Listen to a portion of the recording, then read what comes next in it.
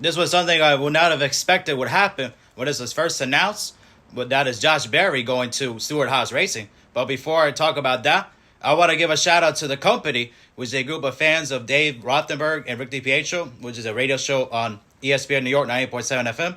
I met them at the Mark Sasso softball game in Hawthorne, New Jersey.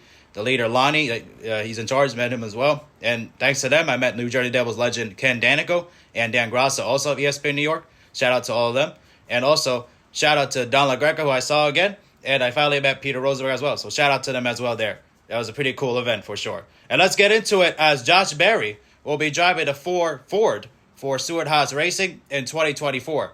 The announcement was made back in June by him and the team at Charlotte Motor Speedway. The Ford car will be Berry's first opportunity to race full-time in a NASCAR Cup Series. He will replace 2014 champion Kevin Harvick, who is retiring at the end of the year after a 23-year career. Harvick will be moving into the broadcast booth, and Berry will have Harvick's crew chief and Ronnie Childers on the pit box. Here's Berry talking about the announcement of going to Stewart-Haas Racing and when he found out, courtesy of NASCAR Race Hub on FS1. Yeah, it's been definitely been rumored for a little while, and we've known for a little bit, but man, it's just been such an exciting couple months. Just really enjoyed the last few months. You know, my first conversations with Stewart-Haas kind of began before the season started, and then that just makes the timing of my fill-in role so unique throughout that process. But man, today's been just so exciting, so much fun. Been a long day for sure, but man, it's been really fun. Berry was also asked on how much Harvick played a role in him getting the Ford car, and more, also courtesy of FS1. No, I mean, Kevin was, a huge advocate of mine, for a long time. I think you fast forward, you said 5 years. I was thinking this morning, 3 years ago. 3 years ago, I was racing a late model stock at Hickory and going down this path to try to win a weekly series national championship. So in 3 years, I've went from that to the Xfinity Series and now some opportunities in Cup and headed for a full-time Cup ride with Stewart-Haas next year. So it's just been an amazing experience. Just all in all, Kevin and Tony, Zippy, everybody at Stewart-Haas has been so good to me so far, and I'm really excited to be a part of that. Just the culture, the racers that are a part of that program, all my teammates. I think it should be a great relationship. Berry is also in his second full-time Xfinity Series season with Junior Motorsports. Berry, who is from Hendersonville, Tennessee, has won 5 races in that series. He won 3 races in 2022 with the A car in that series also. With Berry's move to Stewart-Haas Racing, he joins a team that won the 2014 Cup Championship with Harvick and has won 69 races since team co-owner Tony Stewart joined Gene Haas in 2009. Stewart also won the 2011 championship with the organization. Here's Stewart talking about the announcement of Berry to Stewart-Haas and more in a press release. We're incredibly proud to have Josh Berry begin the next chapter of his racing career in our number 4 Ford Mustang, said Stewart. Kevin Harvick has obviously set a very high bar, but Josh brings maturity, experience, and above all, a winning record to Stewart-Haas Racing. He is the right driver at the right time for the number 4 team at our organization.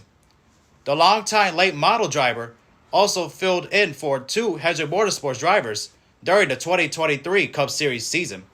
Berry first drove the 9 Chevrolet for 5 races, while Chase Elliott was out with a broken left leg, after a snowboarding accident in Colorado. Berry then filled in for Alex Bowman in the 48 Chevrolet for 3 points races. That was while Bowman was out with a fractured vertebrae after a sprint car crash.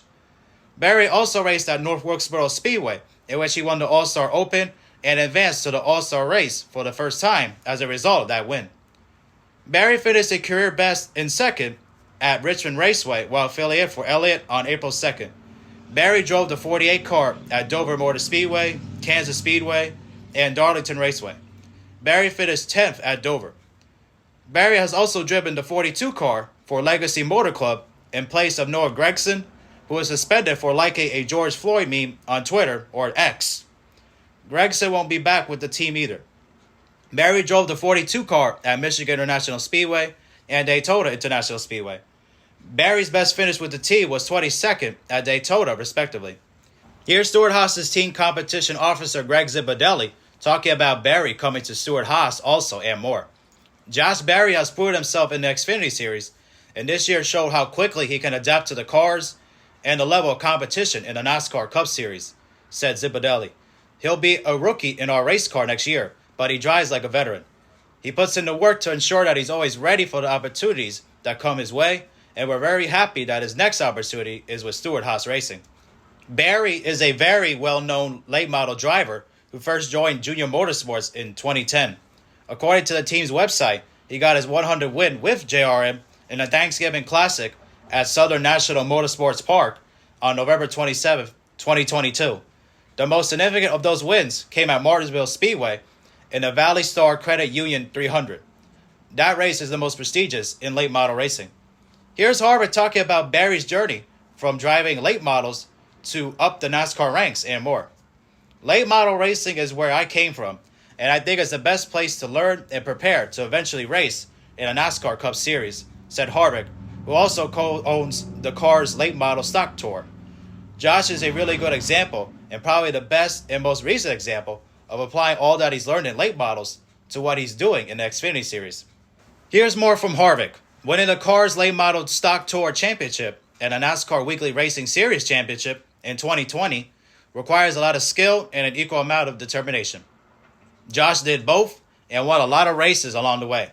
That experience allowed him to be fast and successful right off the bat when he got to the Xfinity Series. And when he had his opportunities to race in the Cup Series earlier this year, he again showed speed and an ability to race at the front. I'm very happy for Josh and proud to see him get this opportunity. He's going to be a really good fit with Rodney and the number 4 team. His journey to NASCAR took a while before he could stick around. Barry ran 2 Xfinity races with JRM in 2014. Then in 2015, he ran again in September of that year at Richmond Raceway. He drove the 88 Chevrolet in a last-minute deal when sponsorship hadn't been sold otherwise. Barry finished 7th after he ran in the top 5 all night. He had to wait until 2021 to get another opportunity to run multiple races. Barry joined JRM that year, in which he drove the 8 car for 12 races. That year, he also won his first race at Martinsville also. He also drove the 31 car for Jordan Anderson Racing for 5 races that year also. Barry also filled in for Michael Annett at JRM in the 1 car, in which he won at Las Vegas Motor Speedway. Barry has driven the 8 car full-time since the start of 2022 and has driven Chevrolets for a long time since his late model days. Here's the man that gave Barry the opportunity to join him in NASCAR, and that is NASCAR Hall of Famer and NBC broadcaster in Dale Earnhardt Jr., talking about Barry joining Stewart-Haas Racing and more. It's awesome for me. I'm proud for Josh. It's kind of a big relief, right, to finally see him get an opportunity like this. I couldn't think of a better fit for Josh or for Stewart-Haas Racing. I think they're going to go together really well. I'm excited for him to work with Rodney. I think that's a great pairing. And I've been pulling for Josh to get chances and I couldn't imagine, like I say, a better fit. And so this is just listen to the words and how excited they are about having him and how excited he is to go prove himself. It's a great thing for NASCAR. It's a great day for NASCAR to be having announcements like this. I don't want to overstate it, but pretty proud and pretty excited for Josh. Here's Junior talking about the way that Barry got to the top, with it being an old school feel and more. Everything about this does have that feel to it. I know that he's earned it, and there's that story, but it's also a story of his age and his maturity. We sort of cycled into this habit of looking younger and younger and younger and trying to find the next superstar and hanging on to that driver while he develops. And the other route and the alternative to that, which I think can be equally successful, is the already developed plug-and-play, win-ready driver. And I think that's Josh. I think Josh, there'll be some gelling with the team and Rodney, but there's no reason why Josh couldn't be competitive right out of the gate. And he has racecraft. He has the ability to get the car to the finish line and not make those typical mistakes that young drivers tend to make, not have to go through those growing pains that Kevin Harvick had discussed. And so that's what's unique to this, I think. And what will be fun to see is if this actually opens the eyes of some other owners and so forth to look not just at that younger demographic, that younger driver, and see a broader picture of what's possible in terms of who can drive the race cars and be successful. This was something I never would have expected when it was first rumored and even announced, because Barry has always been a Chevrolet driver. I would have thought that eventually he would drive for Chevy once he got to like the Cup Series, especially how he's been driving with them since the late model days. Especially he's always driven for Dale Jr. as well, all the way up to the Xfinity Series. So, but it was still surprising on that aspect as well and unexpected. But still, like, congratulations to Josh Berry for him, like, getting this ride. I know like this happened a while ago, the announcement, but I still wanted to talk about it because, you know, he hasn't officially driven yet for the team. So, but still, pretty awesome that he managed to do that. He's definitely a driver that paid his dues, and he definitely earned the ride, especially very an old school feel, seeing a driver like over 30, like making the rookie in the Cup Series too. Something you haven't seen since like the early 2000s, especially seeing like drivers that were like older and more experienced, like Ron Hornaday Jr. or Jack Sprague, as like drivers that had a lot of experience that became Cup rookies. So Barry, he may be technically a rookie, but he's not a rookie as far as like experience. He's had a lot of experience. Obviously, he's like one of the greatest late model drivers of all time as well, like winning a lot of races down there as well. So I'm happy for him as well. It's gonna be weird to see him drive a Ford, but his talent is like incredible. There are rumors of Eric Almirola possibly leaving too. There could be another opening at Stewart-Haas as well. So Barry will have might have another new teammate as well. And obviously Chase Briscoe is still there as well, and Ryan Preece too.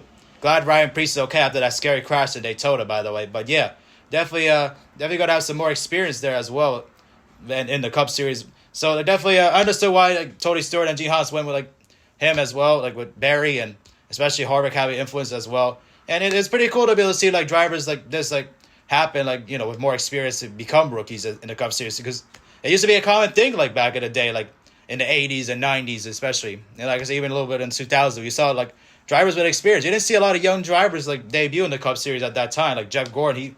He was like one of the very few that did. Most of the drivers were in their late 20s or like early 30s at times as well. Like, so it's pretty cool to be able to see that, and definitely the only downside of that is that, you know, a driver might have less years in the Cup Series as a result. But still though, I'm happy for Barry, and he paid his dues. Like I said, it took him so long to get to NASCAR, and Junior tried desperately. He's mentioned on the Dale Jr. download one time how desperately he'd been trying to get Josh Berry a ride. It just wasn't anything for him. But once he finally did give him a ride, Barry made the most of it, and it was a big deal when he won at Martinsville that year in 2021, because it wasn't known whether he would continue to drive for like Junior and all that. Well, obviously that opened a door for him to be able to get the 8 car was when Michael Annett retired, and that opened the door for Sam Mayer to take over, because originally the plan happened, like, you know, Barry like drive the 8 car for like a little bit until Sam Mayer turned 18, and then once Sam Mayer turned 18, Barry didn't have a ride for like the rest of the year. He had to like find other rides. But then like once Annett retired, you know, Barry ended up going back to the 8, and Mayer ended up driving the 1, like something like that as well. So he's obviously like pretty cool that he's managed to win, and yeah, definitely like the talent that he has, especially you don't see drivers like this anymore like earn their way up to the top like that. So especially most drivers end up being like, if they have a sponsor, then they end up getting the ride, even if they're not the best driver to get it. And it's been a big problem in NASCAR a lot of these days to see drivers like that like not earn their rides anymore. But I'm happy for Barry, and I hope he has a lot of success driving that 4 car. It's not going to be easy like legacy to live up to Harvick, especially with all the success he's had in the 4, especially winning that championship. And as a result, like, you know, but it's definitely gonna be some big shoes for Barry to fill. But Barry can do it, you know, especially like obviously Tony Stewart, he's got a good eye for talent, and especially how he got to hire Ryan Preece as well, since Preece was out of the Cup Series as well, and then now Barry, like, to be able to have him there too, and definitely you know, obviously he's great on the short track, so that's not gonna be a problem there as well. But it's pretty cool to be able to see him like get this opportunity. I just wish he was with Chevy because of how long he's been with Chevy. It's just weird for him to like do this, but obviously there was no path for him to get to Chevy in the Cup Series, especially since Dale Jr. doesn't know when he's going to end up running a Cup Series team, if he is. So obviously if he did run a Cup team, Barry would have been a part of that, but there was just no other place for him to go. But it was still surprising. Never would have expected it, but congratulations to him as well to get it. Hopefully, you know, he finds a way to win again with Junior before he leaves. So, and as a result, I guess pretty awesome there too that he got this opportunity, because that was his ultimate goal, to get to the Cup Series. I mean, he'd been a career late model driver. This is something like if a baseball player or a basketball player was in like the minor leagues like for years and years, and you just didn't know when they would get their call. Barry finally got the call, so yeah, hopefully he'll make the most of it, and you know, he'll end up finding some success. And I'm happy for Barry, like I said, and I'm rooting for him and for him to win and all that. And it's just a pretty cool story that he's managed to get to the Cup Series as well. And I wish him nothing but the best as a result. Anyways, hope you guys enjoyed. Don't forget to leave a like. And if you are brand new, subscribe. And we'll see you guys in the next video. Peace.